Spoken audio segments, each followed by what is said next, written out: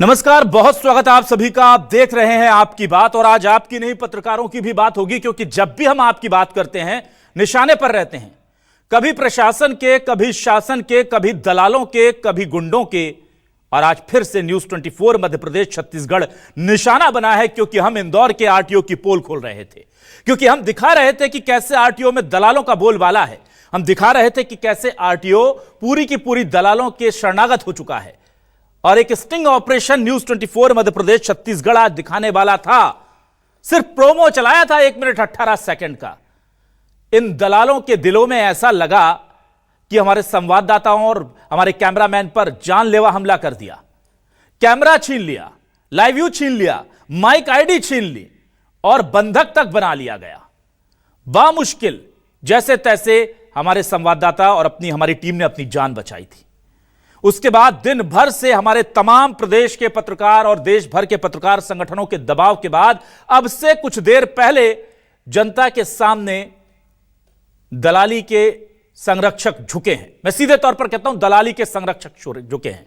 6-7 घंटे की जद्दोजहद के बाद इंदौर पुलिस ने 7 नामजद और कई अन्य लोगों के खिलाफ मामला दर्ज कर लिया है। तो क्या वाकई में अगर हम आरटीओ की पोल खोलेंगे तो क्या वो हमारी जान से खेलेंगे? अगर हम यह बताएंगे कि बिना पैसे दिए यहां पर ना लाइसेंस बन सकता है, ना आपकी फिटनेस पास हो सकती है, ना आप गाड़ी चला सकते हैं, तो क्या वो हमारे कत्ल की सुपारी दे देंगे? और अगर ये तस्वीरें सामने आ जाएंगी तो आप सोचिए कि एक पूरे पत्रकार समाज के संगठन को एफआईआर कराने में 6 से 8 घंटे लग जाएंगे। तो आम आदमी तो फिर ठीक कहता है कि हमारी कोई सुनवाई नहीं होती। 8 घंटे बाद मामला दर्ज हुआ है, वो भी बामुश्किल। हाथ पैर फूल गए पुलिस प्रशासन के, क्योंकि जो दलाल हैं वो जुड़े हुए हैं आरटीओ के बड़े अधिकारियों से, और आरटीओ के बड़े अधिकारी कैसे कनेक्ट होते हैं पुलिस वालों से, आपको कुछ बताने की जरूरत नहीं। सबसे संवेदनशील बात तो यह कि जब हमने अपने बंधक बनाए हुए संवाददाता हेमंत शर्मा और हमारे कैमरामैन राजा के लिए, उनको बचाने के लिए पुलिस को कॉल किया, तो पुलिस हमसे कह रही है आप एफआईआर कराइए। और पत्रकार वहां धरना क्यों दे रहे थे? जब पुलिस नहीं पहुंची तब तक हमने कुछ अपने साथियों को भेजा और उन्होंने जाकर के उन पत्रकारों को छुड़ाया है। पुलिस का उस वक्त का जो लहजा था बहुत आपत्तिजनक था।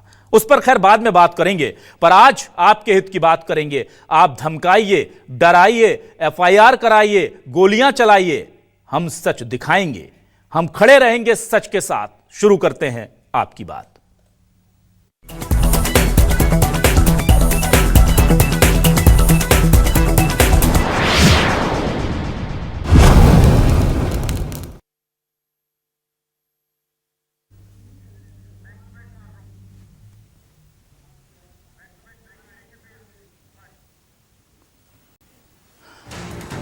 और आखिरकार देखिए, न्यूज 24 मध्य प्रदेश छत्तीसगढ़ की टीम के पर हमले के मामले में बड़ा एक्शन हुआ है। और आपने देखा कि 8 घंटे बाद इंदौर पुलिस ने दर्ज किया है मामला। 7 नामजद सहित कई आरोपियों के खिलाफ मामला दर्ज हुआ है। तस्वीरें भी आपको दिखाएंगे। पीसीआर जरा वो तस्वीरें दिखाई जिसमें हमारे संवाददाता हेमंत शर्मा पर हमला करते हुए, हमारे कैमरामैन राजा खान पर हमला करते हुए तस्वीरें साफ तौर पर कैद हुई। हालांकि कोशिश पूरी की गई थी, क्योंकि हमारा कैमरा तोड़ दिया गया, हमारा मोबाइल जो है उसको ले लिया गया, लेकिन राहगीरों ने रास्ते पर पिटते हुए हमारे इन जाबाज रिपोर्टर और कैमरामैन की तस्वीरें बना ली। गुंडे पूरी तैयारी से आए थे। ये वो दलाल हैं जो आम लोगों की जेब काटते हैं, और जब हम रोकते हैं तो देखिए हमें किस तरह से इन्होंने पीटने की कोशिश की। ये तस्वीरें सामने हैं, लेकिन पुलिस को 8 घंटे लग गए भाई एफआईआर कराने में। कैमरामैन राजा के साथ मारपीट, हेमंत को इस कदर मारा गया कि वो चल नहीं पा रहे थे, वो अकेले जमीन पर बैठे हैं और पुलिस वाले हमें ज्ञान दे रहे थे। ये देखिए, बाकी सब लोग खड़े हुए हैं, वो खड़े नहीं हो पा रहे हैं इसलिए जमीन पर बैठे हैं। तो पुलिस वाले कह रहे हैं आप धरना क्यों दे रहे थे? अरे भाई, आप मार मार करके जमीन पर पटक देंगे तो कल को कहेंगे आप जमीन पर लेटे क्यों थे, खड़े क्यों नहीं थे अधिकारियों के सामने। यह तो तुर्रा है इंदौर पुलिस का। आप समझिए, ये हमारे ब्यूरो चीफ हेमंत शर्मा जो इस वक्त अस्पताल में एडमिट हैं, गंभीर चोटें उन्हें आई हुई हैं। और ये तमाम चीजें सामने होने के बाद, वीडियो सामने होने के बाद 8 घंटे लग जाते हैं एफआईआर कराने में। हेमंत ने क्या कहा है, आइए आपको सुनवाते हैं। हमारे साथ हम शुक्रिया अदा करना चाहेंगे तमाम पत्रकारों का। पूरे प्रदेश और पूरे देश के पत्रकारों ने आवाज उठाई, इंदौर थाने में डटे रहे। इंदौर प्रेस क्लब के अध्यक्ष से लेकर के भोपाल में भी इस वक्त पूरा समर्थन हमें मिल रहा है। तमाम प्रेस क्लब, चाहे वो रॉयल प्रेस क्लब हो, सेंट्रल इंडिया प्रेस क्लब हो। सुनिए। खुलासे किए थे। उसके बाद से आरटीओ के कई ऐसे एजेंट थे जो हमसे बातचीत कर रहे थे, लगातार फ़ोन भी आ रहे थे उनके। लेकिन आज हम जब लाइव करने के लिए पहुंचे तो वहाँ पर जो गार्ड मौजूद था और जो विनोद था, उन्होंने हमारे साथ में मारपीट शुरू कर दी। कैमरा छीन लिया हमारा, कैमरामैन राजा को मारा, मुझे मारा। में चैन थी सोने की, वो चैन भी चली गई, चैन भी लूटी उन लोगों ने। कैमरा भी छीन लिया था, कैमरा छीन के तोड़ दिया उन लोगों ने। आरटीओ के अंदर जो भ्रष्टाचार चल रहा है उसी को उजागर किया था, उसी से ये लोग नाराज थे। जो भ्रष्टाचार हो रहा था, जो पैसा लेन देन कर रहे थे, उसके स्टिंग किए थे। उसी के बाद से ये लोग हमारे ऊपर गुस्सा खाए हुए थे। उसके बाद ही लोगों ने इस तरीके की हरकत की और सुयोजन तरीके से इकट्ठा हुए थे सभी लोग और जान से मारने की कोशिश की थी उन लोगों ने। इसमें आरटीओ के कुछ कर्मचारी भी थे, एजेंट भी थे, एक होमगार्ड का जवान भी था। ऐसे 20-25 लोग थे वहाँ पर। और क्या माने इसमें अधिकारियों की भी संलिप्तता हो सकती है आरोप हमला करवाने में? हाँ बिल्कुल, कहीं ना कहीं भी अधिकारियों पर दबाव आ रहा था। अधिकारियों के फोटो के साथ खबर चलाई थी, इसलिए हो सकता है कि अधिकारियों की भी इसमें मिली भगत हो।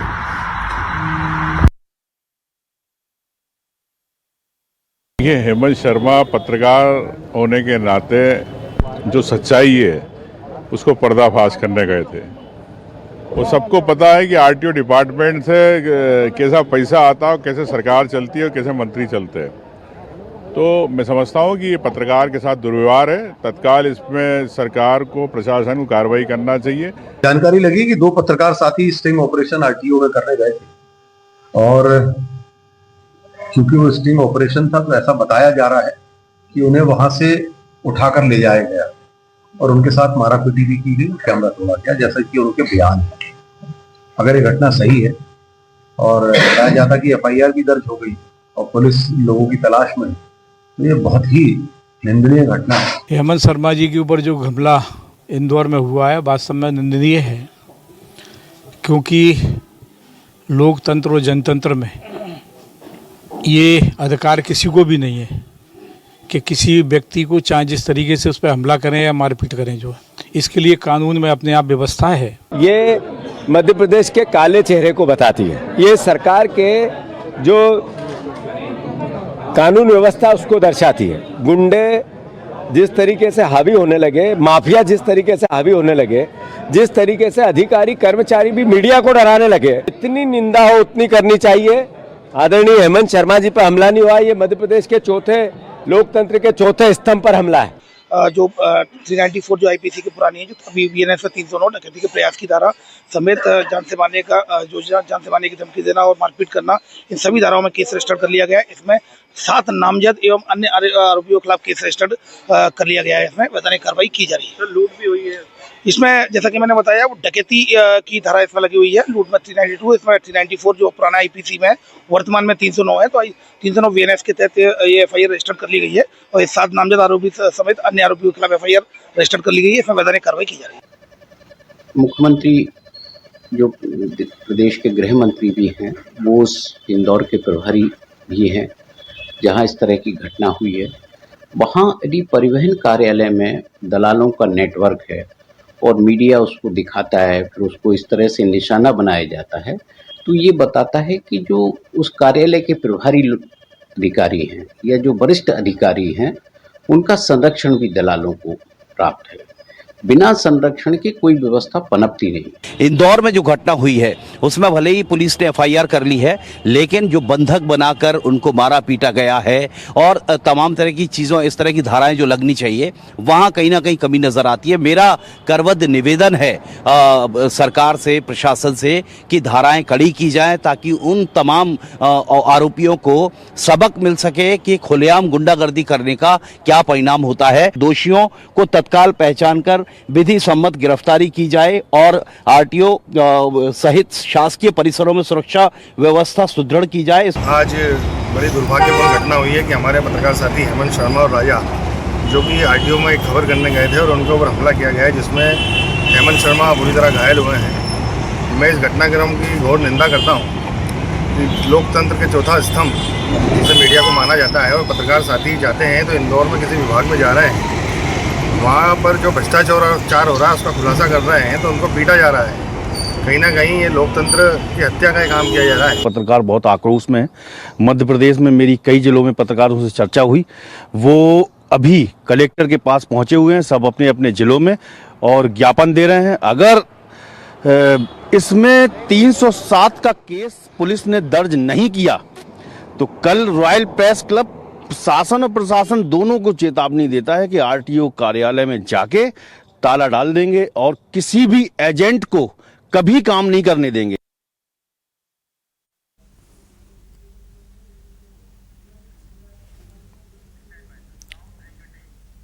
तो देखा आपने किस तरह से ये पूरा का पूरा मामला मध्य प्रदेश ही नहीं बल्कि मेरे पास जो सूचना मिल रही है हमारे पास से कि दिल्ली से भी तमाम पत्रकारों के जो संगठन है पूरे देश से, साउथ से, नॉर्थ से, तमाम जगह से, महाराष्ट्र से भी हमें समर्थन मिल रहा है, हर जगह से समर्थन मिल रहा है। पूरे देश के जो पत्रकार हैं वो एकजुट हैं और हम लगातार जर्नलिस्ट प्रोटेक्शन एक्ट की मांग भी इसीलिए कर रहे हैं क्योंकि अगर आप खबर दिखाएंगे तो आपकी जान चली जाएगी। इस तरह की स्थिति बनी रखी है। अब आपको एफआईआर दिखाते हैं। ये वो एफआईआर है जिसमें देखिए मामले दर्ज किए गए हैं। यहां पर एफआईआर जो है वो आपके सामने है। 7 लोग नामजद हैं, इनमें एक बाबू भी है, अंकित चिंतामन जो है, ये आपको बता दें आरटीओ कार्यालय का बाबू है। इसी के संरक्षण में ये दलाल जो हैं जिन्होंने मारपीट की है, ये तमाम लोग काम इस तरह से कर रहे थे। अब वो खबर आपको दिखाएंगे जिससे रोकने के लिए हमारे पत्रकारों पर हमला हुआ। सिर्फ 1 मिनट 18 सेकंड का प्रोमो न्यूज 24 मध्य प्रदेश छत्तीसगढ़ ने क्या चला दिया। पूरे मध्य प्रदेश के आरटीओ विभाग को ऐसा लगा कि सांप सूंघ गया और अपने गुंडों से, गुर्गों से हमला करा दिया। आखिर क्या था इस स्टिंग ऑपरेशन में, कैमरे पर सामने आ गया।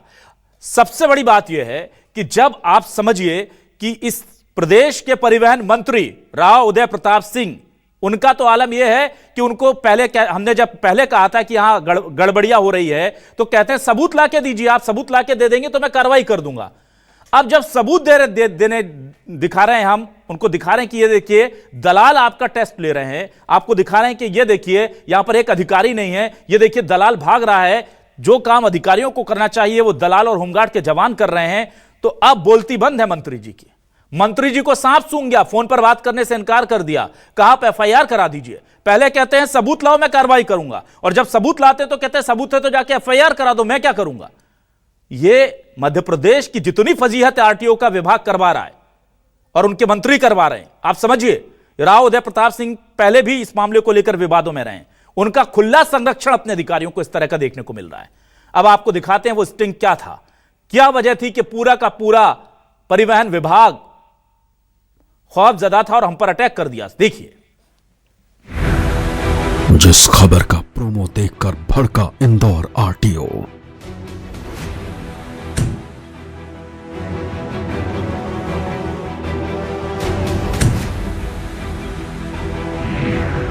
दलाल और होमगार्ड ले रहे हैं टेस्ट।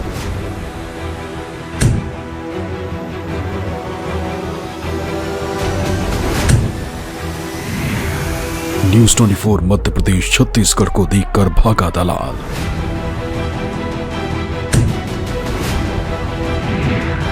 अधिकारी नदारद, जनता की आफत।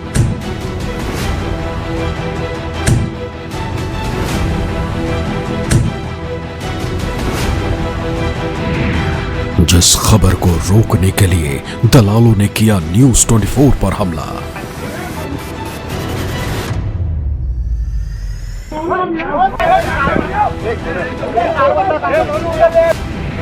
जिस खबर के प्रोमो भर से पूरा सिस्टम हिला।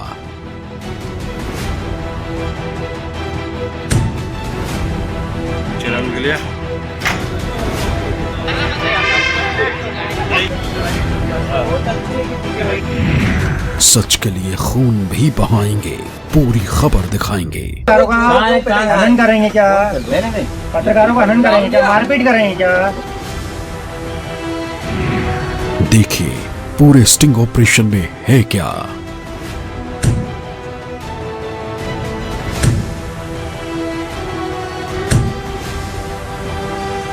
आरटीओ अब तो सुधरो, आज रात 8 बजे।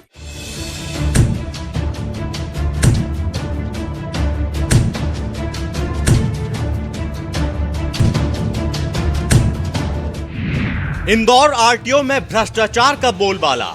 आरटीओ कर्मचारी का कैमरे पर बहुत बड़ा खुलासा। ड्राइविंग ट्रायल पर होमगार्ड और एजेंटों का कब्जा। आरटीओ विभाग के अंदर चल रहा भ्रष्टाचार का गंदा खेल। सिस्टम को हिला देने वाला स्टिंग ऑपरेशन। इंदौर का आरटीओ विभाग, जिसे शहर की यातायात व्यवस्था और लाइसेंसिंग सिस्टम को मेरुदंड माना जाता है, आज भ्रष्टाचार का सबसे बड़ा अड्डा बन चुका है। वर्षों से ये चर्चा सिर्फ अफवाहों और आरोपों तक सीमित थी कि आरटीओ के अंदर सब कुछ पैसे से चलता है। लेकिन न्यूज 24 की स्टिंग ऑपरेशन टीम ने जब इंदौर आरटीओ का रियलिटी चेक किया तो जो तस्वीर कैमरे में कैद हुई उसने पूरे सिस्टम की सच्चाई सबके सामने लाकर रख दी। इंदौर आरटीओ परिसर में ना तो कानून की झलक दिखी और ना ही जिम्मेदार अफसरों की मौजूदगी। मौजूद थी तो सिर्फ एजेंटों की मनमानी, होमगार्डों की गलत भूमिका और वर्षों से जमे भ्रष्टाचार की बदबू। न्यूज 24 के कैमरे में जो कुछ भी कैद हुआ वो सब हैरान कर देने वाला था। 2 व्हीलर ट्रायल ट्रैक पर ट्रायल तो चल रहा था, लेकिन अधिकारी नदारद थे। जब न्यूज 24 की टीम ने ट्रायल ले रहे व्यक्ति से पहचान पूछी तो उसने बड़े आराम से कहा कि वही ट्रायल लेता है। ये व्यक्ति अधिकारी नहीं था बल्कि एक एजेंट था जिसका नाम विनोद है। तो ट्रायल इधर ही होता है? गाड़ी 4 व्हीलर, 2 व्हीलर, 4 व्हीलर? 4 व्हीलर पहले वहाँ होगा, वो चल रही गाड़ी। हाँ, पहले वहाँ ले जाओ आपकी 4 व्हीलर। अच्छा, और फिर 2 व्हीलर यहाँ होगा। इधर कौन करेगा? वो भी कर लेते हैं, मैं भी कर लेता हूँ, कोई भी कर लेता हूँ। मेन तो 4 व्हीलर है। अच्छा, विनोद भी आप ही हो गया? जैसे ही हमारी टीम 4 व्हीलर ट्रैक पर पहुंची, तस्वीर और गंभीर थी। यहाँ एक होमगार्ड जवान जिसका नाम चौहान बताया गया 4 पहिया वाहनों का ड्राइविंग ट्रायल ले रहा था। जिस काम के लिए प्रशिक्षित और अधिकृत आरटीओ अधिकारी होने चाहिए, वहाँ एक होमगार्ड की ड्यूटी लगा दी गई थी। ये न सिर्फ गैर कानूनी है बल्कि बेहद खतरनाक भी। इस वक्त मौजूद हूँ इंदौर आरटीओ कार्यालय में, जहाँ पर लाइसेंस के जो ट्रायल है वो यहाँ पर किए जा रहे हैं और वो ट्रायल लेते हुए नजर आ रहे हैं। और जो व्यक्ति है वो यहाँ पर देख सकते हैं कि ये ट्रायल जो है वो यहाँ पर ले रहे हैं। और इसके साथ ही दूसरी जगह की अगर बात करें 2 व्हीलर की, तो 2 व्हीलर में जो ट्रायल ले रहा है वो विनोद नाम का एक व्यक्ति है जो कि विभाग का ही नहीं है, वो यहाँ पर ट्रायल ले रहा है। तो किस तरीके से यहाँ पे ट्रायल कराए जा रहे हैं, किस तरीके से लाइसेंसों के अंदर यहाँ पर गड़बड़ी चल रही है, उसका सीधा जीता जागता जवाब है। आप ट्रायल ले रहे हैं यहाँ पर 4 व्हीलर की, किसने अधिकार दिया? साहब ने बोला है। कोई अधिकारी नहीं आरटीओ का? आते हैं ना अभी कौन है? चेकिंग आ रहे हैं अभी। अच्छा, तो आपको दे दिया उन्होंने कि आप लोग? हाँ, बोला है। अच्छा, किसने बोला है? नाम क्या उनका? राजेश गुप्ता साहब, मिश्रा मैडम ने। अर्चना मिश्रा, क्या कहा कि आप ट्रायल ले सकते? आप उनसे ही बात कर लेना, मैं आ रहा हूँ, उनसे बात कर लेना। आप क्या नाम क्या आपका? आप बात कर लेना ना उनसे बात कर लेना। तो ये वो लोग हैं जिनको यहाँ पर अधिकार नहीं है, वो यहाँ पर ट्रायल करवाते हुए नजर आ रहे हैं। दूसरी तरफ अगर देखेंगे तो जो 2 व्हीलर का ट्रायल चल रहा है, सामने की तरफ 2 व्हीलर का ट्रायल जो है वो यहाँ पर ले रहे हैं। और जो लोग हैं वो समझ सकते हैं सीधे तौर पर कि किस तरीके से यहाँ पर धंधेबाजी चल रही है। और जो लाइसेंस जिनको गाड़ी चलाते नहीं आती है, कार चलाते नहीं आती है, उनसे 1000 रुपये, और जो 2 व्हीलर नहीं चला पा रहे हैं उनसे 300 रुपये की वसूली जो है वो सीधे तौर पर की जा रही। तो जैसे ही न्यूज़ 24 का कैमरा यहाँ पर देखते हैं तो जो एजेंट है वो आपको विनोद जो है वो भागता हुआ नजर आ रहा है। लाल एक्टिवा पर जो है लड़का, वो आप देख रहे हैं कि यहाँ से भागता हुआ नजर आ रहा है, जो कि यहाँ पर 2 व्हीलर के ट्रायल करा रहा था। हमारे पास स्टिंग में जो कैमरे में जो वीडियो रिकॉर्ड हुआ है, जिसने बताया कि वो खुद यहाँ पर 2 व्हीलर की ट्रायल ले रहा है, लेकिन वो अब यहाँ से मौके से जाता हुआ नजर आ रहा है। जबकि यहाँ पर अधिकारियों को मौके पर मौजूद रहना चाहिए, लेकिन जो आरटीओ के अंदर खेल है वो यहाँ पर साफ तौर पर देख सकते हैं किस तरीके का खेल आरटीओ के अंदर। इसी दौरान आरटीओ कार्यालय में बैठे एक व्यक्ति ने कैमरे के सामने आरटीओ के अंदर की गंदगी को खुलकर उजागर कर दिया। उसने बताया कि इंदौर आरटीओ में बिना पैसे का कोई काम नहीं होता। हर फाइल, हर लाइसेंस, हर प्रक्रिया, सबका रेट फिक्स है। उसने खुलासा किया कि यहाँ के अधिकारी और बाबू करोड़पति नहीं बल्कि अरबपति बन चुके हैं। गौतम बाबू के अलावा और भी कोई है ना? दोस्त तो वही है, सारे बाबुओं का काम छीन लिया उसने। अच्छा, बाबू कितना पैसा होगा इसके बाद? करना चाहती हूँ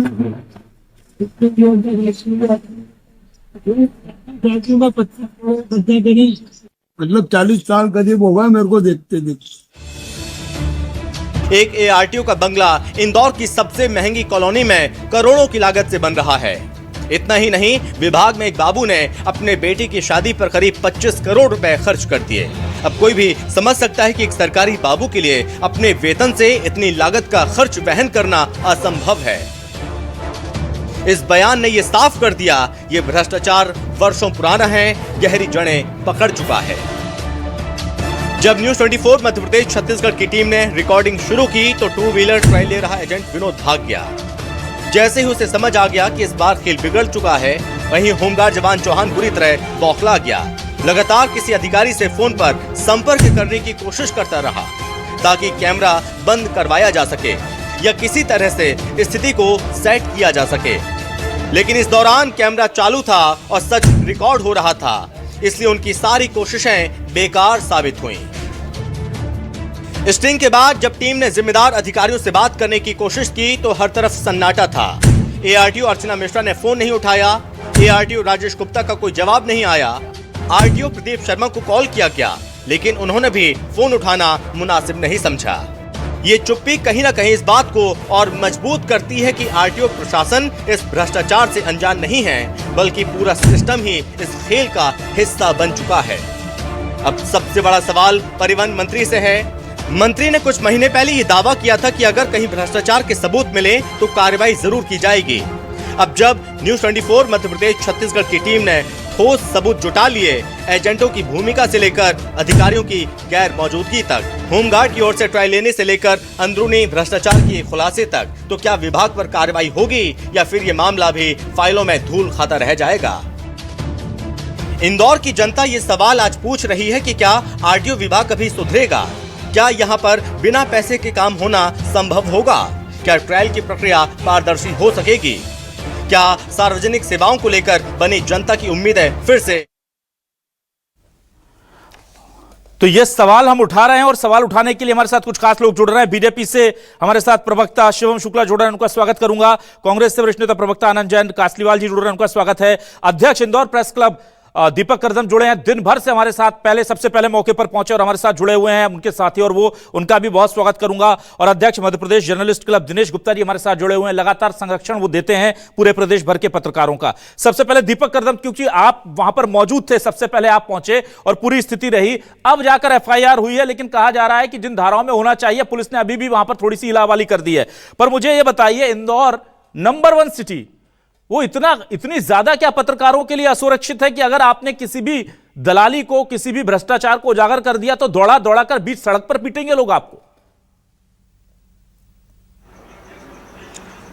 देखिए, जिस तरह से आज घटनाक्रम हुआ है कहीं ना कहीं दुर्भाग्यपूर्ण है। और जैसे ही सूचना मिली थी हम मौके पर पहुंचे थे और वहां पर हमने जब देखा कि जिस तरह से हेमंत शर्मा और राजा के साथ मारपीट की थी, कहीं ना कहीं जो न्यूज़ 24 अपनी खबरें दिखा रहा है, उसके बाद कहीं ना कहीं जो भ्रष्टाचार जो लोग कर रहे थे कहीं ना कहीं बौखला गए थे जिस तरह से हमला किया और उन्होंने जिस तरह से मारपीट की। उसके बाद इंदौर प्रेस क्लब की टीम मौके पर पहुंची, साथ ही थाने पर पहुंची थी। करीब 7 आरोपियों के खिलाफ पुलिस ने एफआईआर की है, 6 धारा हैं उसमें जिसमें एफआईआर की गई है। तो कहीं इंदौर प्रेस क्लब पूरे इस घटनाक्रम की निंदा करता है। हमने शुरुआत से ही जिस तरह से इस तरह के घटनाक्रम ना हो उसके लिए मध्य प्रदेश में पत्रकार सुरक्षा के लिए जो अधिनियम है उसकी हमने बात की, हमने पूर्व में भेजा भी था। लेकिन आज का घटनाक्रम कहीं ना कहीं बहुत निंदा मैं करता हूं इसकी। और जो पत्रकार लोकतंत्र का चौथा स्तंभ है, वो समाज की बुराइयों को उजागर करता है, समाज का आईना है, और वो पत्रकार जब आवाज़ उठाता है, जनता हित के लिए कार्य करता है, और इस तरह का जो हमला होता है कहीं ना कहीं बहुत निंदनीय है। बिल्कुल ठीक है। हमारे साथ इस वक्त दिनेश गुप्ता जी भी जुड़े हुए हैं, बहुत सीनियर जर्नलिस्ट हैं और लगातार पत्रकारों की लड़ाई वो देखते रहे हैं, किस तरह से समस्याएं आई उनके सामने, हमेशा पत्रकारों का साथ दिया है। दिनेश जी, मुझे बहुत हैरानी तब हुई जब मैंने मंत्री जी को फोन किया, परिवहन मंत्री, एक बयानवीर हमारे मंत्री तो खैर वो हैं, सब जानते हैं, पूरा प्रदेश जानता है उनको। उन्होंने कहा था कि अगर आप सबूत लाइए कि कोई भ्रष्टाचार कर रहा है, कुछ गड़बड़ी, मैं तुरंत कार्रवाई कर दूंगा। आज जब मैंने कहा कि हमारे पास सबूत हैं, क्या आप कार्रवाई करेंगे, तो पूछते हैं आपके पास सबूत क्या है? तो मैंने कहा मेरे पास सबूत ऑन रिकॉर्ड हैं कि जो कर्मचारी आरटीओ के जो काम करने चाहिए उनकी जगह दलाल काम कर रहे हैं, दलाल ट्रायल ले रहे हैं, अधिकारी कोई मौजूद नहीं है, क्या आप कार्रवाई करेंगे? उनका जवाब था कि आप एफआईआर करा दीजिए, आपके पास सबूत है तो। मतलब एक मंत्री क्या इस कदर दबाव में है, डरा हुआ है, या फिर इतना ज्यादा उपकृत है, मैं सीधे तौर पर आरोप लगा रहा हूं कि वो पत्रकारों को पीटने वाले लोगों को संरक्षण दे रहा है। और मैं कह रहा हूं कि मेरे पास ऑन रिकॉर्ड उनके साथ मारपीट करते हैं, ऑन रिकॉर्ड दलाल टेस्ट ले रहे हैं, ऑन रिकॉर्ड सारी चीजें, आप क्या कार्रवाई करेंगे? तो कहते हैं आपके पास सबूत हैं तो जाइए पुलिस में चले जाइए, एफआईआर करा दीजिए, मैं कुछ नहीं करूंगा। और बात करने से इनकार कर दिया। क्या कहेंगे आप? देखिए अभिलाष जी, एक तो हेमंत और राजा खान जी ने जो जिस तरह का साहस दिखाया, एक तो उनके लिए बहुत बहुत बधाई, और सब हम उनके साथ हैं। ये जो पूरा घटनाक्रम है, मंत्री का रवैया या दूसरे जो जिम्मेदार लोग हैं उनका रवैया, हम कह सकते हैं बहुत ही गैर जिम्मेदाराना रवैया है ये। देखिए संरक्षण जब देते हैं तभी ये सारी चीज़ें पनपती हैं। यदि मंत्री का संरक्षण नहीं होता तो ट्रांसपोर्ट कमिश्नर का भी संरक्षण नहीं होता, ट्रांसपोर्ट कमिश्नर का नहीं होता तो आरटीओ का भी संरक्षण नहीं होता। तो जब संरक्षण है इसीलिए ये घटनाक्रम है। आप देखिए मुख्यमंत्री क्या कर रहे हैं कि उन्होंने कहा चेक पोस्ट पर जो लूट खसोट होती है, इसी ट्रांसपोर्ट डिपार्टमेंट में होती थी ना, वो भी कई बार कैमरे के सामने आई, अंततः उसको उन्हें ख़त्म करना पड़ा। उसके बाद आप देखिए कि जो भ्रष्टाचार की कहानी सौरभ शर्मा ने भी सुनाई, उनके भी जब पकड़े गए तो पता लगा कितना भ्रष्टाचार होता है। ये पैसा आता कहाँ से है? ये आम आदमी से आता है ना। सरकार कहती है कि हमने सारी चीज़ें ऑनलाइन कर ली, अब आपको परेशान होने की आवश्यकता नहीं है, आपको किसी दलाल की आवश्यकता नहीं। परिवहन विभाग प्रदेश में एकमात्र ऐसा विभाग है जहां उसके कार्यालय में दलालों की कुर्सी लगी होती है। ऐसा कहीं होता है क्या कि आपको उसी कार्यालय में दलालों की कुर्सी लगी है, सरकार उनकी व्यवस्था कर रही है, आरटीओ प्रेमाइसिस में उनकी एंट्री है?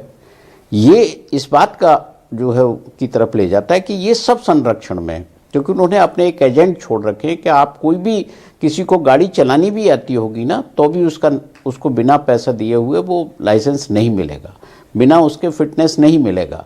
तो ये जो सिस्टम है, इस सिस्टम को एक्सपोज जब किया गया तो बौखलाहट, बड़ी स्वाभाविक सी बौखलाहट है।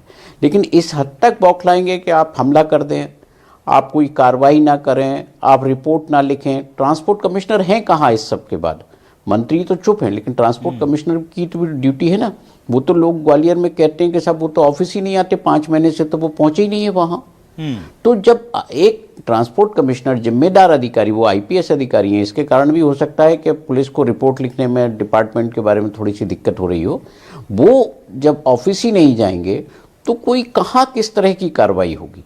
तो जब इस तरह से आपने प्रदेश के लोगों को लूटने छोड़ दिया, वो भी उस जिले में। देखिए अभिलाष जी, सबसे गंभीर बात क्या है, मुख्यमंत्री जी उस जिले के प्रभारी हैं जी। जहां मुख्यमंत्री जिस जिले के प्रभारी होते हैं तो लोगों के अंदर एक जो है एक उम्मीद जागती है, एक विश्वास आता है कि हमारा जो सब कुछ काम है वो व्यवस्था के तहत होगा, कोई लूट खसोट नहीं होगी, हमें कहीं परेशानी नहीं होगी। यदि इसके बावजूद ये सब हो रहा है तो फिर आप बताइए कि क्या फ़र्क है एक आम मंत्री के प्रभारी होने में और मुख्यमंत्री के प्रभारी होने में? एक गृह मंत्री प्रभारी है, फिर भी इस तरह की घटना हो जाती है, पुलिस इसके बाद भी रिपोर्ट लिखने में बसती है। पुलिस कमिश्नर सिस्टम पर भी सवाल है कि ये कैसा सिस्टम है जिसके रहते हुए इस तरह की लोगों की हिम्मत हो जाती है। सरकारी कर्मचारी इस तरह से हाथ उठा लेते हैं कि उन्हें कोई डर नहीं है। ये बहुत सारे सवालात हैं जो इस पूरे घटनाक्रम से जुड़े हुए और बहुत गंभीर है और ये निंदनीय है। ठीक है, चलिए मैं जल्दी से आनंद जी आपके पास आता हूं। आनंद जी, मुझे ये बताइए, जिस तरह से पूरा घटनाक्रम ये देखने को मिला है, चलिए हम ये मान सकते हैं कि भाई दलाल हैं आप, उनके मोटी कमाई पर, दलाली पर अगर आक्षेप लगाएंगे, हमला करेंगे, रोकेंगे तो वो तो रिएक्ट करेंगे। अपराधियों का, गुनहगारों का काम ही होता है गुनाह करना, अपराध करना, पर जो संरक्षण मिलता है उनको, वो बहुत चिंता का विषय है। और इंदौर जैसी जगह में अगर इतना खुलेआम सब चीजें चल रही हैं तो फिर इंदौर नंबर 1 कैसे हम माने किसी चीज में है? और जैसा कि बताया दिनेश जी ने कि प्रभारी मंत्री खुद सीएम है, वहां के तमाम बड़े नेता वहां पर है, और लगता है कि वहां जनता के अधिकार बाकी मध्य प्रदेश से ज्यादा महफूज होते हैं। यहां तो पत्रकार ही महफूज नहीं है, रोड पर दौड़ा दौड़ा कर मारा जा रहा है। सबसे पहले तो मैं न्यूज 24 की टीम को, हेमंत शर्मा जी को बधाई दूंगा कि जिस जनता के आवाज के लिए विपक्ष लड़ रहा है उसको आपने दिखाने की हिम्मत की, और उसके परिणाम स्वरूप जो आज आपके साथ हुआ वो एक निंदनीय कृत्य है। तो ये दलाल नहीं है, ये गुड्डे पाले पोसे जा रहे हैं और इनका संरक्षण माफिया गिरोह के पास है। माफिया गिरोह मतलब अधिकारी हो गए, मंत्री हो गए और खुद मुख्यमंत्री हो गए। क्योंकि भारतीय जनता पार्टी ने सोशल मीडिया एक्ट में संशोधन किया है कि कोई भी सोशल मीडिया एक्ट को आप अगर देखते हैं तो उस पर तुरंत कार्रवाई की जाएगी। तो आज आपकी घटनाक्रम को 6 घंटे हो गए, मुख्यमंत्री जी ने इस पर तुरंत कार्रवाई क्यों नहीं की? जब वो इस जिले के प्रभारी हैं, उनके पास वीडियो फुटेज पहुंचे होंगे, आपकी जब चीजें पहुंची होंगी, उनके जितने आला अफसर जो उनके यहाँ ढोक देते हैं या उनके यहाँ नौकरी करते हैं या उनके हाजिरी भराते हैं या उनके पार्टनर हैं भारतीय जनता पार्टी के संरक्षण में जो ये कार्य हो रहा है, तो उसके बाद भी अगर वो कार्रवाई नहीं कर रहे तो इससे दुखद और निंदनीय बात तो कुछ हो ही नहीं सकती इस देश के लिए और इस प्रदेश के लिए कि पत्रकार जो चौथा स्तंभ है, जिन्होंने हिम्मत की जनता को आईटीओ डिपार्टमेंट की हकीकत बताने की। ये एक डिपार्टमेंट नहीं है, ये तो सभी डिपार्टमेंट भ्रष्ट हैं। चाहे नगर निगम की बात हो, चाहे आईटीओ की बात हो, चाहे पीडब्ल्यूडी की बात हो, चाहे पीएचई की बात हो, चाहे रोड में गड्ढों की बात हो, तो हर जगह तो भ्रष्टाचार है। और बड़ा दुख का विषय कि पत्रकार पे अगर आक्रमण हो रहा है और गुंडे, मैं तो बोलूंगा वो गुंडे ही है, क्योंकि वो दलाल नहीं हो सकते, वो गुंडे है और उनका माफिया अगर राज है तो वो बीजेपी के संरक्षण में पल रहे हैं। ये सीधा सीधा कहना है। मुख्यमंत्री जी को उस पर तुरंत कार्रवाई करना चाहिए बिना किसी रुके। जितने भी अधिकारी उस समय अदालत थे उन पे इमीडिएट कार्रवाई करते उस पे एक अच्छा उदाहरण पेश करना चाहिए, पर भारतीय जनता पार्टी नहीं करेगी, ये ऐसा हमें मालूम है। तो मैं धन्यवाद देता हूं कि मीडिया ने इस चीज को उठाया और इन सब चीजों को लोगों के सामने लेके आए। धन्यवाद। चलिए, थोड़ा देर से ही सही, लेकिन बीजेपी के प्रदेश अध्यक्ष हेमंत खंडेलवाल जी ने भी इस घटना की निंदा कर दी है। मैं आ जाता हूं शिवम शुक्ला जी आपके पास, बहुत बहुत स्वागत आपका भी करता हूं। शिवम शुक्ला जी, एक बात बताइए, ऑन रिकॉर्ड हम दिखा रहे हैं गड़बड़ी है, ऑन रिकॉर्ड, कोई चोरी नहीं, कोई छिपके नहीं, कुछ नहीं, खुले मैदान में दलाल कह रहा है मैं टेस्ट ले लेता हूं, होमगार्ड टेस्ट ले रहा जो उसके लिए अधिकृत नहीं है। अब मुझे बताइए, अगर हम दिन में हो रहे गड़बड़ियों को ना उजागर करें तो करे क्या पत्रकार? और अगर पत्रकार यह कर रहा है तो उसके बाद उस पर जानलेवा हमला हो रहा है, और मंत्री जी कह रहे हैं कि पहले बोलते हैं कि सबूत लाओगे तो कार्रवाई करूंगा, और जब सबूत लाके देते हैं तो कहते हैं जाओ सबूत है तो एफआईआर करा दो। तो ऐसे मंत्री जी को हम मध्य प्रदेश की जनता फिर क्यों ढोए भाई? आप सरकार में हैं, आप सरकार के प्रवक्ता, बीजेपी के प्रवक्ता हैं, पार्टी के प्रवक्ता हैं, मुझे बताइए, इतना असंवेदनशील बयान मुझे दिया गया, मैंने उनको फोन पर सारी बात बताई कि बंधक बनाकर मारपीट की जा रही है हमारे लोगों के साथ, तो कह रहे सबूत। मैंने कहा सबूत है मेरे पास, तमाम चीजें आपको भेजता हूं, आप कार्रवाई करेंगे? तो तुरंत छूट के बोलते हैं कि आपके पास सबूत है तो जाकर के आप एफआईआर करा दीजिए। इस प्रकरण को दो तरीके से देखने की आवश्यकता है। सबसे पहली बात यह है कि यह जो घटना घटी दुखद तरीके से, जिस प्रकार से आपके ही चैनल से जुड़े हुए पत्रकार साथी के ऊपर वहां कुछ असामाजिक तत्वों ने हमला करने का काम किया, तो एफआईआर का विषय यहाँ पर स्वाभाविक तौर पर यह क्रिमिनल ऑफेंस है, और बाकी जो विभागीय गड़बड़ियां, भ्रष्टाचार इत्यादि चीजें हैं उस पर स्वाभाविक तौर पर माननीय मुख्यमंत्री जी भी संज्ञान लेंगे, प्रदेश सरकार के संबंधित विभाग के मंत्री राव उदय प्रताप सिंह जी भी संज्ञान लेंगे, और पूरा महकमा संज्ञान लेगा अगर इस प्रकार की कोई सुनियोजित गड़बड़ी या फिर एक संस्थागत ढंग से आरटीओ में कहीं एक कुव्यवस्था को लागू किया गया, तो स्वाभाविक तौर पर मध्य प्रदेश की सरकार ऐसे विषयों पर बहुत गंभीर है। और पत्रकारों के अधिकारों और हितों की अगर हम बात करें तो हमारी ही सरकार है, जब पहले भी इस प्रकार की घटनाएं आई, किसी भी अधिकारी ने किसी पत्रकार साथी के साथ दुर्व्यवहार किया, क्योंकि हम पत्रकारिता को बहुत आदर और सम्मान की दृष्टि के साथ देखते हैं, मानते हैं कि लोकतंत्र को सशक्त करने में, सरकार को उसकी खामियां बताने में, सरकार को आईना दिखाने में पत्रकार साथी लगातार जीवटता के साथ लड़ाई और संघर्ष करते हुए मेहनत करते हैं, तो स्वाभाविक तौर पर हम उसको बहुत ही आदर की दृष्टि के साथ देखते हैं। तो उस स्थिति में हमारी सरकार का कोई ऐसा मंतव्य हो कि किसी पत्रकार साथी का अपमान हो, उनके साथ इस प्रकार की दुर्दांत घटना कोई अपराधी कारित कर ले, यह बिल्कुल अस्वीकार्य है। माननीय प्रदेश अध्यक्ष जी ने भी इस घटना को लेकर के माननीय मुख्यमंत्री महोदय से बात की है, और माननीय मुख्यमंत्री जी ने आश्वासन दिया है कि कोई भी दोषी हो, किसी भी अधिकारी हो, कर्मचारी हो, दलाल हो, कोई भी हो, किसी को भी बख्शा नहीं जाएगा, और मध्य प्रदेश की सरकार सुनिश्चित करेगी कि अगर किसी भी पत्रकार साथी के साथ इस प्रकार का दुर्व्यवहार, और पत्रकार ही क्यों, मध्य प्रदेश में कोई भी आम नागरिक अगर गरिमापूर्ण तरीके से अपने अधिकारों को लेकर के सजग है और उसके ऊपर अगर इस प्रकार से कोई प्रशासनिक अधिकारी हो या कोई अन्य भी हो और इस प्रकार का अपराध कारित करता, तो स्वाभाविक तौर पर कार्रवाई हम सुनिश्चित करेंगे। अब दूसरी बात जो कांग्रेस पार्टी की रही तमाम तरीके के आरोप लगाने की, है तो वही कांग्रेस पार्टी है जो कहती है कि गोदी मीडिया है आप लोग। मैं अक्सर देखता हूं, मैं आपको और हम परिचर्चा में बैठते हैं, आप जहां उनसे सवाल पूछिए तुरंत आपको ही कटघरे में अंडर द लेंस लेकर के चले आएंगे। तो कांग्रेस पार्टी को भी यह समझने की आवश्यकता है कि ये पत्रकार और पत्रकारिता का धर्म हमारे पत्रकार साथी बखूबी जानते हैं। जब सरकार और शासन व्यवस्था से खामियां और गलतियां रहती हैं तो उसको भी मजबूती के साथ उठाने का काम करते हैं, और हम भी उन चीजों को सिर माथे पर रखते हैं, उससे अनुभव लेते हैं, और जहां पर भी जो गलती, आवाज दीजिए आनंद जैन की प्लीज। जी जी बोलिए। या चीजें निकल कर आती है तो कार्रवाई करने का काम करते हैं। पार्टी के मुख्यमंत्री जी कार्रवाई क्यों नहीं कर रहे हैं अगर ये पत्रकारों के हितैषी हैं तो? अरे नहीं, पत्रकारों की कार्रवाई जारी है, कार्रवाई निरंतर जारी है। FIR को दर्ज किया गया है। पहली चीज जो मारपीट का विषय है, आनंद जी आपको समझने की आवश्यकता है, जो मारपीट का विषय है उसमें मध्य प्रदेश की सरकार ने सुनिश्चित किया है कि FIR हो गई। जहां तक धाराओं की बात रही है, विलास जी भी आपने उठाया कि सुसंगत ढंग से अभी भी विवेचना के दौरान धाराओं को नहीं लगाए, तो जैसे जैसे जांच आगे बढ़ेगी तमाम बयान लिए जाएंगे, जो पीड़ित पक्ष है उसको भी सुना जाएगा और उसके पश्चात अगर आवश्यकता समझ में आएगी तो उसमें और गंभीर धाराओं को जोड़ा जाएगा। यह तो बहुत ही बेसिक सी प्रक्रिया है किसी भी क्रिमिनल ऑफेंस में जिस प्रकार से निर्णय लिया जाता है। ठीक है, और सरकार किसी भी कीमत पर किसी भी पत्रकार साथी के साथ ठीक है। आनंद जी एक मिनट, आनंद जी ठीक है, एक मिनट, ठीक है, का काम करेंगे। ठीक है। मैं दिनेश गुप्ता जी के पास आता हूं। दिनेश गुप्ता जी, आज बहुत चौंकाने वाला मामला एक और सामने आया, क्योंकि मेरे संवाददाता पर हमला हुआ था। पहला कॉल स्ट्रेस कॉल उसका, भागते हुए जब उसको पीटना शुरू किया और वो अपनी जान बचाकर भाग रहा था तो मुझे कॉल किया।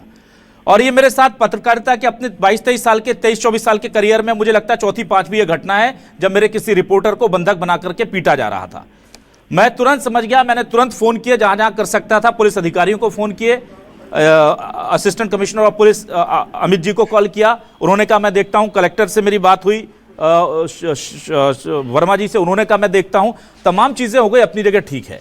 लेकिन जब ये हमारे पत्रकार साथी पहुंचे, सबसे पहले पत्रकार साथी पहुंचे और वहां से उनको थाने लेकर आए, तो पीछे से मजेदार बात देखिए, आप समझिए इस पूरे नेक्सस को, कि कर्मचारी जो बाबू है, जो ये पूरा खेल खेल रहा है, अब किसके संरक्षण में खेल रहा है वो जांच का विषय है, पर वो बाबू की भूमिका एकदम क्लियर है इस मामले में।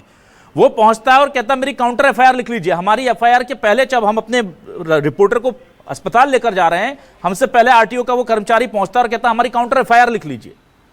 तो मेरे ऊपर ये पुलिस वाले दबाव बनाया जाता है, मुझसे कहा जाता है हम काउंटर FIR भी लिखेंगे आपके खिलाफ।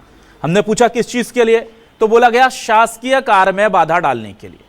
तो मैंने पूछा शासकीय कार्य में अगर हमने बाधा डाली तो हमने किसके काम में बाधा डाली, अधिकारियों के? बोले हाँ। तो फिर मैंने कहा दलाल क्यों मारपीट कर रहे हैं? क्या आप इस रिश्ते को पूरी तरह से यहां पर स्टैब्लिश कर रहे हैं कि अगर आप बाबुओं से कुछ कहेंगे तो दलाल मारेंगे, और दलालों के खिलाफ आप कार्रवाई करेंगे तो फिर कर्मचारी आ जाएंगे? तो इतना तो खुला खेल चल रहा है सर यहां। जब मैंने ये चीज कही कि क्या आप क्या सरकारी सिस्टम में दलालों और RTO के अधिकारियों के गठजोड़ को इस FIR के जरिए काउंटर FIR के जरिए स्टैब्लिश करना चाहते हैं, तब उन्हें बात समझ में आई कि ये मामला गड़बड़ होगा, तब जाके उन्होंने पैर खींचे, वरना वो काउंटर FIR के लिए आ गए थे। मतलब आप दलालों को नेक्सस दिखाएंगे तो अधिकारी आकर के आप पर FIR कराएंगे, और आप अधिकारियों की गड़बड़ियां दिखाएंगे तो दलाल आकर आपको मारेंगे। खुला खेल चल रहा है फर्रुखाबाद में। तो इसके बाद और क्या सबूत चाहिए?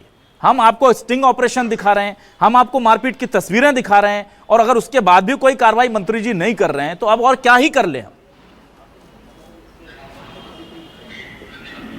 देखिए, यही तो एक गंभीर स्थिति है कि आपके सामने कोई मामला आता है, ये हमें कोई किसी के निंदा के बयान के लिए हम इंतजार नहीं कर रहे कि आप एक निंदा का बयान जारी कर दीजिए कि जो भी बड़े नेता हैं वो निंदा का बयान जारी करते हैं, मामला ख़त्म हो गया। मुझे बताइए कि भारतीय जनता पार्टी जो सत्ताधारी दल है उसके प्रदेश अध्यक्ष का जिक्र आपने किया, मुख्यमंत्री का बयान आया कि जो भी इस मामले में होगा सख्त कार्रवाई होगी। अब इस घंटे को तो मुझे इस पूरी घटना को तो 8-10 घंटे होने को आ रहे हैं जी। नामजद रिपोर्ट है कि नामजद रिपोर्ट के बाद क्या वो लोग फरार हो गए? कि सरकारी कर्मचारी जो था जिसका नाम इस बाबू का है, जो काउंटर FIR की बात कर रहा था, उसके यहाँ कोई दबिश पुलिस ने दी, कोई गिरफ्तारी की कोशिश की? मैसेज क्या होता है? मैसेज केवल बयानों से नहीं होता, मैसेज होता है एक्शन से। आप एक्शन तो लीजिए, एक्शन लेंगे तो व्यवस्था सुधरेगी, और व्यवस्था सुधरेगी तो गुड गवर्नेंस की बात होगी। ये सरकार की छवि तो उसी से चमकेगी ना, जब आप गुड गवर्नेंस का कोई नमूना पेश करेंगे, जब आप लोगों की समस्याओं को कम करेंगे। लेकिन यहाँ समस्या कहाँ कम हो रहे हैं? आपने कहा कि सब मीडिया पर एक घटना को ही तो एक बयान जारी कर दिया, तो बड़ी हास्यास्पद स्थिति है ना। आप चाहते हैं कि इस तरह का जो है एक नेटवर्क काम करता रहे, ये एक गठजोड़ है वो काम करता रहे, इससे जनता लूटती रहे। लेकिन ऐसी लूट तंत्र की जो व्यवस्था है, मुझे लगता है कि जनता को भी ये बहुत कष्ट देती है। और जो एंटी इनकम्बेंसी जब डेवलप होती है तो इसी कारण से होती है। इसके राजनेता जिम्मेदार नहीं होते, ये अधिकारी जिम्मेदार होते हैं जिन्हें राजनेता संरक्षण देते हैं। मैं आ जाता हूं दीपक करदम जी, आपके पास आता हूं। दीपक जी, आप चूंकि लगातार इंदौर के पत्रकारों के संरक्षक होने के नाते, जैसे ही मेरा फोन पहुंचा आपके पास और आपने तुरंत एक्शन लिया, उसके बाद से आप वहां पर बने हुए हैं, पर चूंकि अभी अभी आपने जिम्मेदारी संभाली है दीपक जी, हालांकि पत्रकारों का संघर्ष आपका बहुत लंबा रहा है, इसलिए पत्रकारों ने भरोसा करके आपको अपने संरक्षक के तौर पर चुना है। लेकिन क्या आज का यह दिन देखकर के आपको एहसास हो गया है कि आने वाले वक्त में कितनी चुनौतियां होंगी? जब जब कुछ गड़बड़ियां उजागर की जाएंगी, पत्रकार निशाने पर आएंगे, और पत्रकार निशाने पर आएंगे तो पहले सबसे पहले वो आप ही को फोन लगाएंगे। मैंने भी आप ही को फोन लगाया था और मुझे पता था सबसे पहले आप पहुंचेंगे, और पुलिस को फोन लगाने के, कलेक्टर को फोन लगाने के, एडिशनल कमिश्नर को फोन लगाने के बाद आपको फोन लगाया था, लेकिन आप पहुंचे सबसे पहले थे।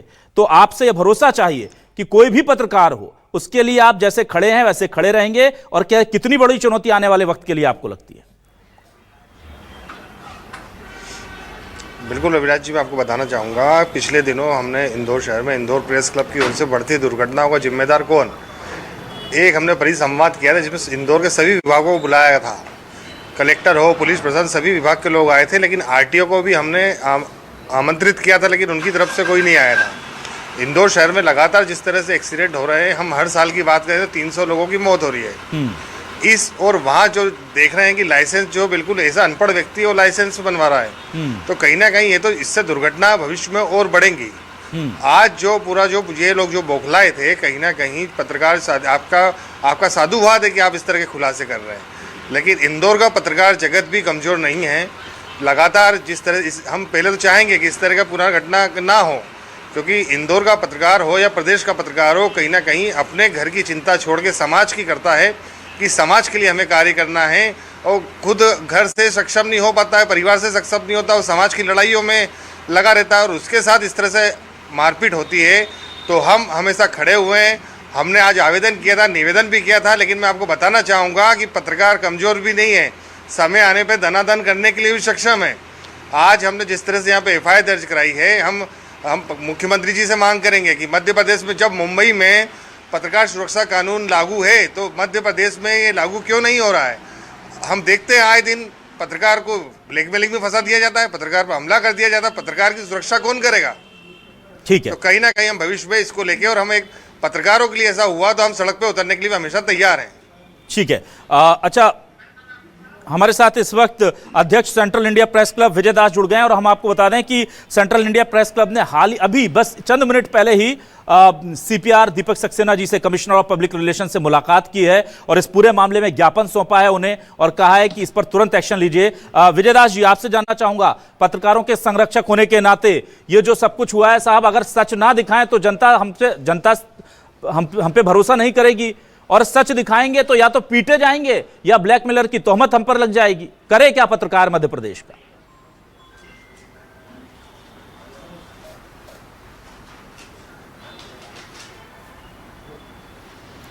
जी विजय जी।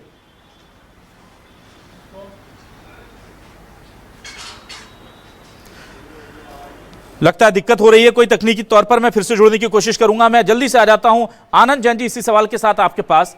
विजय जी, आप मुझे सुन पा रहे हैं? एक बार आप और बोल लीजिए अगर आपकी आवाज आ जाए तो प्लीज। देखिए म्यूट तो नहीं कहीं आप? नहीं, विजय जी को हम सुन नहीं पा रहे। विजय जी दोबारा जुड़ता हूं, मैं आपसे माफी चाहूंगा। मैं जल्दी से आनंद जी के पास आता हूं। आनंद जी, एक बड़ा अच्छा काम हो गया है कि जब हमने ये पूरा स्टिंग ऑपरेशन किया तो इसका हमने प्रोमो चलाया महज 1 मिनट 18 सेकंड का। मैं दर्शकों को बता दूं, हमने पूरी खबर दिखाई भी नहीं थी, सिर्फ ये दर्शकों को बताया था कि हम आरटीओ में गड़बड़ी का खुलासा करेंगे। 1 मिनट 18 सेकंड का एक प्रोमो चलाया था, और इस पूरे मामले में हमारी खबर दिखाने के बाद क्या स्थितियां सुधरी हैं इंदौर आरटीओ कार्यालय की, इसके लिए संवाददाता वहां पर लाइव के लिए मौजूद थे। मैंने ही उन्हें निर्देशित किया था कि स्थितियां अगर सुधर गई हैं तो दिखाइए कि हमारी खबर के बाद स्थितियां सुधरी हैं, क्योंकि हमारी कई खबरों का बहुत सकारात्मक असर होता है, प्रशासन उसको बहुत अच्छी तरीके से लेता है और चीजों को ठीक कर देता है। इस तारतम्य मैंने भेजा था कि भाई हम खबर दिखाएंगे 1 बजे, 10 मिनट 15 मिनट बाद आप बताइएगा कि वहां स्थितियां क्या अभी भी वैसी या सुधर गई हैं। और मुझे संवाददाता ने यह कहा कि सर यहां स्थितियां सुधर गई हैं, अब जो टेस्ट लिया जा रहा है वो आरटीओ के कर्मचारियों के द्वारा लिया जा रहा है। तो मैंने कहा हमारी खबर का बड़ा असर होगा, जैसे ही हमारी खबर दिखती है आप तस्वीरें दर्शकों को दिखाइएगा, ताकि उन्हें लगे कि हमने जो चीजें दिखाई थी तब में और अब में क्या फर्क आया हमारी कोशिशों से। लेकिन इस बीच में उन पर हमला होता है। पर मेरा सवाल यह है कि इस बीच में एक बड़ी कुत्सित तरीका जो होता है वो ये कि ब्लैकमेलिंग की कोशिश की जा रही थी। अरे ब्लैकमेलिंग की कोशिश कोई प्रोमो चलाकर करता है क्या कि हम ये खुलासा करने जा रहे हैं? ब्लैकमेलिंग की कोशिश अगर हमें करनी होती तो फिर ये जो दलाल करोड़ों रुपए कमा करके एक एक आरक्षक के घर से 10-10 हजार करोड़ निकल रहे हैं, तो वहां होता हम खुलेआम सीना ठोक करके खबर चला रहे हैं। 2 दिन से प्रोमो चल रहे हैं, सोशल मीडिया से लेकर टीवी पे चला रहे हैं। पर अब दिक्कत यह है कि अगर पत्रकार सच दिखाएगा तो ब्लैकमेलर, और नहीं दिखाएगा तो जनता को लगेगा ये हमारा काम नहीं करता। तो हम लोग जाए कहां पत्रकार, ये बताइए आप। बड़े आश्चर्य की बात है सर, आपने प्रोमो दिखाया, उस पर एक्शन हुआ, पर जो कार्यालय था उसमें भी तो सीसी फुटेज कैमरे हैं, उसकी भी तो जांच वो कर सकते हैं, पुलिस कमिश्नर या मुख्यमंत्री। अगर उसमें अगर कहीं दिखता है तो आप उसको बचा सकते हैं, पर जब वहां पे भी कैमरे लगे हैं या चालू नहीं है तो ये सीधा सीधा भ्रष्टाचार का मुद्दा दिखता है कि वहां पे सीसीटीवी फुटेज अगर चालू है, अगर आपके पत्रकार ने उनसे प्रश्न पूछा और उन्होंने जवाब दिया, उसके फुटेज भी उनके पास उपलब्ध है, तो इसका मतलब या तो कैमरे बंद है, या कैमरे में वो अधिकारी नहीं आते हैं, या जो ट्रायल ले रहे हैं वो संरक्षण प्राप्त है अधिकारियों से, सरकार से। तो ये सब चीजें तो खुलेआम दिख रही है सर, आज से नहीं, पिछले 20 सालों से जब से भारतीय जनता पार्टी की सरकार है, ये भ्रष्टाचार का खुला खेल हर विभाग में चल रहा है। मैं धन्यवाद दूंगा एक बार फिर पत्रकार साथियों को कि भी इस तरह की चीजों को हिम्मत के साथ सामने लाते हैं और जनता के बीच रखते हैं। मेरा सिर्फ इतना कहना है कि आज 8 घंटे हो गए इस घटनाक्रम को, अभी तक कोई भी एक्शन प्रशासन की तरफ से नहीं लिया गया है। ये दुर्भाग्यपूर्ण है, एक लोकतंत्र के चौथे स्तंभ की हत्या है। इसको प्रयास को, जिस तरह हमारे वरिष्ठ पत्रकार ने कहा कि इसको 8 घंटे के बाद आपके पास वीडियो फुटेज है, आपके पास प्रोमो के सब प्रूफ है, उसके बाद अगर आप बोलते हैं कि आप तो एफआईआर कर दीजिए और उस पर काउंटर एफआईआर अगर होती है, इसका मतलब कि गुंडों का संरक्षण काउंटर एफआईआर अगर वो करने को तैयार है, मतलब उनके नॉलेज में सब चीजें हैं। ये सब चीजें दर्शाता है कि काउंटर एफआईआर कौन करता है, जिसने घटनाक्रम को देखा हो या समझा हो, तो उन्हीं से आप पूछकर उन पर कार्रवाई क्यों नहीं कर रहे हैं। उस घटनाक्रम को 8 घंटे हो गए, ये देश की सबसे दुर्भाग्यपूर्ण और निंदनीय घटना है। ठीक है, मैं अंतिम सवाल लेता हूं जल्दी से शिवम शुक्ला आपके पास। शिवम जी देखिए, हम जनता की आवाज उठाते हैं, कई बार आपसे तकरार भी होती है, कई बार सकारात्मक परिणाम भी निकल कर आते हैं, पर आरटीओ एक ऐसा मसला है जो यकीन मानिए पिछले करीब 1-1.5 साल से पूरे देश में मध्य प्रदेश के माथे का कलंक बना हुआ है। मंत्री बदल गए, हालात नहीं बदले। बहुत सीधे तौर पर कह रहा हूं मैं, मंत्री बदल गए, हालात नहीं बदले। और आज मध्य प्रदेश में जैसे आरटीओ के देश में कहीं नाम लेते हैं तो मध्य प्रदेश के आरक्षक सौरभ शर्मा की बात और उसके घर से, उसकी गाड़ी से मिले नोटों के बंडल वो लोगों के जहन में आ जाते हैं। मुझे ये बताइए कि अब जब ये पूरी चीजें सामने आई हैं तो कार्रवाई इन पर हो पाएगी या फिर वही ढाक के 3 पार्ट जांच कमेटी बनाएंगे, जांच करेंगे? अच्छा, कितने साल से पदस्थ है इंदौर में, इसकी भी जरा एक बार जांच करवा लीजिए। और क्यों पदस्थ है इतने साल से, ये भी जांच हो जाए। छोटे कर्मचारियों को तो उठाकर फेंक देते हैं धड़ाधड़। अभिलाष जी देखिए, इस प्रकार का विषय जब भी संज्ञान में है, सरकार ने संस्थागत रूप से उसमें बेहतरी के प्रयत्न किए हैं। हमने देखा आरटीओ चेक पोस्ट का विषय हो, जिस आप आरक्षक की बात कर रहे हैं, उसके ऊपर भी मामला पंजीबद्ध करके तमाम उसकी विवेचना करने का काम हमारी इसी मध्य प्रदेश की सरकार के सत प्रयासों के कारण संभव हो पाया। तो मध्य प्रदेश की सरकार तो भ्रष्टाचारी और भ्रष्टाचारियों के खिलाफ लगातार खड़ी है।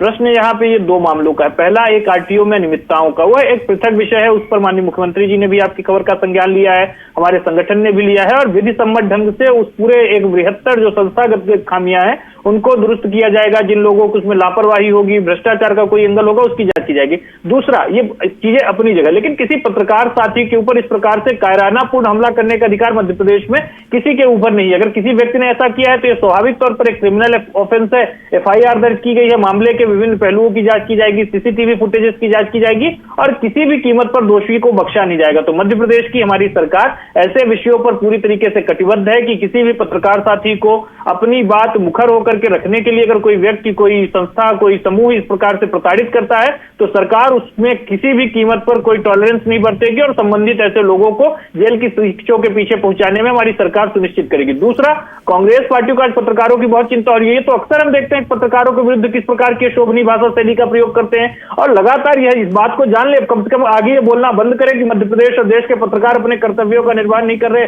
गोदी मीडिया है या सरकार के हाथों में चलने वाले हैं। पत्रकार अपनी भावना को, अपनी भूमिका को और अपने लोकतंत्र में अपने कर्तव्य को भली बात समझते हैं और इस देश के संविधान और इस देश के आम जनमानस के प्रति उन्होंने सदैव अपने कर्तव्यों का निर्वहन किया है। सरकार चलाने के अनुक्रम में हमसे कई बार गलतियां, खामियां और तमाम तरीके की लापरवाहियां भी होती होंगी, उसको भी हमसे दुरुस्त करवाने में पत्रकारों का सदैव एक अतुलनीय योगदान नुकसान रहा है। हम आदर की दृष्टि से देखते हैं, यह घटना सदैव इसको किसी भी कीमत पर सही नहीं ठहराया जा सकता, और हम एक सरकार और प्रशासन व्यवस्था का चलाने वाली दल होने के नाते क्षमा याचना करते हैं, और जो भी संबंधित लोग हैं उनके ऊपर कठोर कार्रवाई करने के लिए पूरी तरीके से हमारा पूरा सिस्टम कमिटेड है। बिल्कुल। और मैं शिवम जी, ना आनंद जी, एक महत्वपूर्ण चीज और मैं बता दूं, आनंद जी एक मिनट, ये बस जाते जाते बता दूं कि एक तस्वीर जरा दिखाइए जिसमें हेमंत जमीन पर बैठे हुए हैं। मैं अपने दर्शकों को इसलिए बताता हूं कि पुलिस प्रशासन कई बार कितना असंवेदनशील हो जाता है, मुझे हैरानी होती है। जब हमारे संवाददाता के साथ मारपीट की गई तो वो चल पाने की स्थिति में नहीं थे, क्योंकि उनको 20-25 गुंडों ने घेर के मारा था। वो नीचे बैठे हुए हैं और उनके साथ आरटीओ खड़े होकर बात कर रहे हैं। कहीं से इसमें धरना प्रदर्शन की आपको स्थिति नजर आ रही है क्या? बताइए। एक आदमी बैठा हुआ है, बाकी पत्रकार और बाकी लोग खड़े हुए हैं, बात कर रहे हैं आराम से। पुलिस अधिकारी फोन पर आकर कहते हैं कि अगर मारपीट हो गई थी तो आपको धरना प्रदर्शन करने की क्या जरूरत थी? आप मार मार कर किसी को अधमरा कराकर जमीन पर लिटा देते हैं। मतलब हद है असंवेदनशीलता की। जो कि आरटीओ या परिवहन मंत्री ने किया वो तो ठीक है, लेकिन इस पुलिस अधिकारी इसे धरना कह रहा है। भाई अगर आपने इस लायक ही नहीं छोड़ा उस शख्स को कि वो अपने पैरों पर खड़ा हो पाए, तो उससे बैठने भी ना दोगे क्या? चिता बना ले क्या वो वहीं अपनी? इस तरह की असंवेदनशील बातों का इस्तेमाल ऑन एयर आकर के किया जाता है। वो क्लिपिंग भेजूंगा शिवम जी आपको, और सिखाइए अपने अधिकारियों को कि जब जनता के साथ संवाद होता है, मीडिया से संवाद नहीं था उनका, जनता के लिए जवाब मांग रहे थे, तो उनकी अशोभनीय भाषा कि आप धरना प्रदर्शन कर रहे हैं वहां जाकर, आप बताइए कहां धरना प्रदर्शन की आपको स्थिति? ये मारपीट नहीं दिखी उनको 6 घंटे, लेकिन वो एक बैठा हुआ पत्रकार जिसे मारा है वो जमीन पर बैठा क्यों है, धरना दिख गया। कमाल कर रखा है। ऐसे अधिकारियों को सर पर आप चढ़ाएंगे और फिर आप कहेंगे कि हम कोई गलती चीजें भी ना दिखाएं। बहुत बढ़िया। बहुत शुक्रिया अदा करूंगा मैं शिवम शुक्ला जी, आनंद जैन जी, दीपक करदम जी, दिनेश गुप्ता जी और विजय दास जी हमारे साथ जुड़ने के लिए। तमाम दर्शकों का शुक्रिया। नमस्कार।